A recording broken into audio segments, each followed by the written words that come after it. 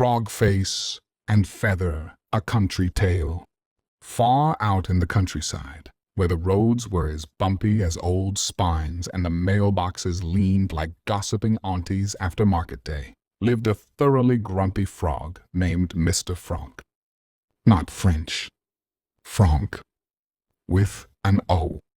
Mr. Fronk was green, sticky, and permanently displeased.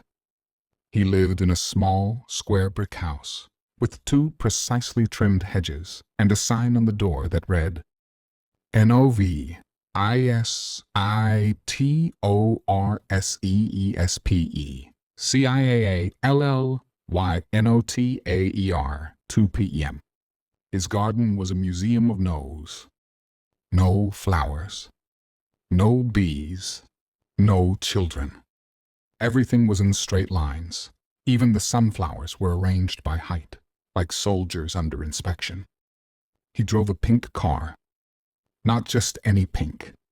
This was a sticky, glistening pink, because Mr. Fronk had coated the paint with every drop of frog slime he had ever produced.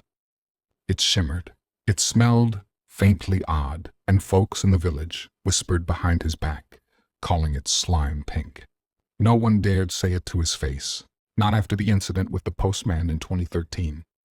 The postman wasn't harmed, but he was soaked in lilac perfume and made to sniff frog-scented letters for 3 days. Next door lived something quite different, a goose. A large, friendly, forever smiling goose named Gordon. Gordon Goosefeather.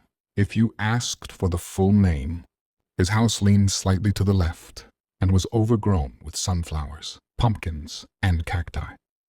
Why cacti? No one knew, but Gordon insisted they were for spiritual balance. Every morning, without fail, Gordon greeted his neighbor. "Good morning, Mr. Fronk. Isn't it a beautiful sunrise today?" Mr. Fronk would look up from trimming his hedge and mutter, "Sunrises give me migraines. Stop staring. And every evening, sleep well, dear neighbor. Sweet dreams." Dreams are nonsense. I prefer silence and darkness. Gordon never took offense. He just smiled gently and mumbled something about inner peace and outer patience. One Tuesday, one of those days when the air feels thick with undecided weather, Mr. Fronk rolled out of his driveway in the slime-pink car. He entered exactly the same way he always did. A tilt of the hat, a grumpy HMPF, and an eye roll meant for the entire universe. But this Tuesday was different. As he turned the corner, a rusty black car pulled out from an alley and started following him. Closer and closer. 3 short honks. Like a code in a bad spy movie. Fronk frowned. What now? Then B, A, and G. The black car bumped into him. Fronk's car skidded over a muddy patch, spun wildly, and nearly tipped into a ditch. Slime pink was streaked with dirt. A man in a leather jacket and sunglasses stepped out of the other car. "That car of yours is worth more than you think, old frog," the man smirked. But before he could get closer, WHUMP, a blur of white feathers smacked down between him and the car. Gordon, wings out, eyes fierce. "This is my neighbor, and I protect the ones I care about. A goose? What are you gonna do, honk me to death?" The man sneered.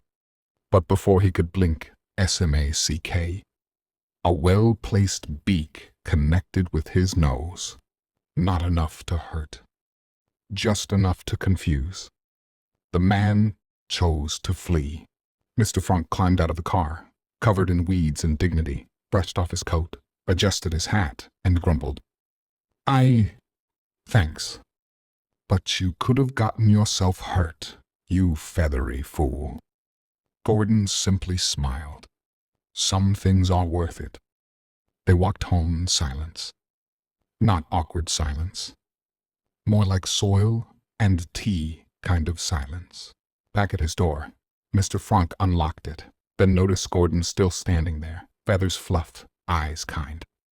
And then, for the first time, maybe ever, Fronk turned and said, "How long are you going to stand there gawking? Get inside.